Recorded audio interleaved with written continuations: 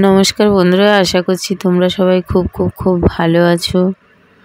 তো সকালবেলা উঠে যদি গঙ্গার পাড়ে বসে থাকা হয়, দেখো গঙ্গার কি সুন্দর দৃশ্য। আর এই বট গাছটা গঙ্গায় ছাওয়া দিয়ে রেখেছে। মানে গঙ্গার পাড়ে এইখানটায় এত সুন্দর ছাওয়া, বসে থাকলে যে মনে এত শান্তি লাগে। তারপরে আবার ঘাটে নৌকা বাঁধা আছে, কি সুন্দর দৃশ্য। আর গঙ্গার পাড়ে বসে থাকলে যে এত মনটা শান্তি হয়ে যায়। তারপরে যদি কোনো মন্দির দর্শন করা হয়, এই যে বাসুলি মায়ের মন্দির, শুনেছি প্রায় 250 বছরের পুরানো এই মন্দির।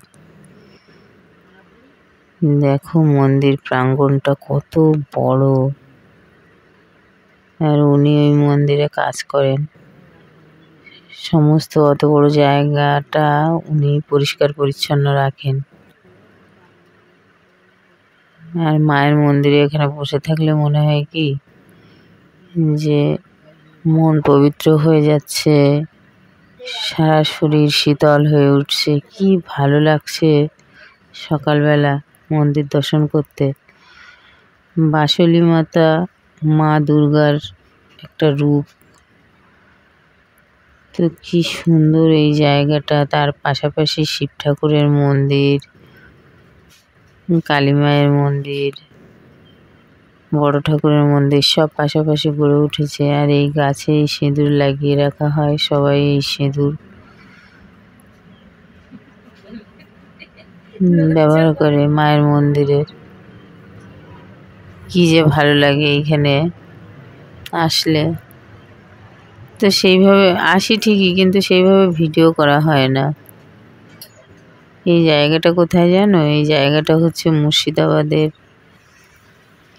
আজিমগঞ্জ। আজিমগঞ্জ স্টেশনের কাছাকাছি, গঙ্গার ঘাটের কাছে, একদম গঙ্গার ঘাটের পাশে।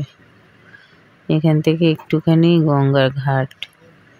তো দেখো এই বুনো ফুলগুলো কি সুন্দরভাবে ফুটে রয়েছে। তোমরা না দেখলে বিশ্বাস করবে না, মিলিয়ন মিলিয়ন ফুল ফুটে আছে এখানে। এই এত ভালো লাগে পরিবেশটা। আর শুধু গাছগাছালিতে ভরা, প্রকৃতিতে ভরা, কি সুন্দর দৃশ্য এই জায়গাটায়। এখান থেকে এই যে গঙ্গার ঘাটের দিকে যেতে হয়। এই রাস্তাটা কিছুটা পাহাড়ি রাস্তার মতো, উপর থেকে নিচের দিকে। তো দেখো গঙ্গার ঘাটে বসে কত শান্তি, আর বট গাছের ছাওয়া। তো আমার আজকের ব্লগটি এই পর্যন্তই। তোমরা সবাই খুব ভালো দেখো। টাটা।